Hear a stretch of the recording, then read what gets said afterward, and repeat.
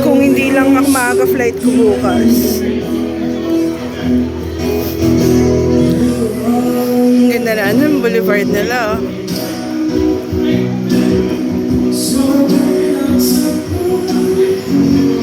Grabe, dapat dito talaga ako magstay ng matagal eh. Ano ba yan? Pero okay lang. Next time, ang daming kainan. Ang ganda. Patawid niya. Mas maganda pa sa dapitan. Namiss ko kasi syudad eh. Ngayon mo, naka-ano na yung mga bata. Naka-forma na. Di ba saan ako kain?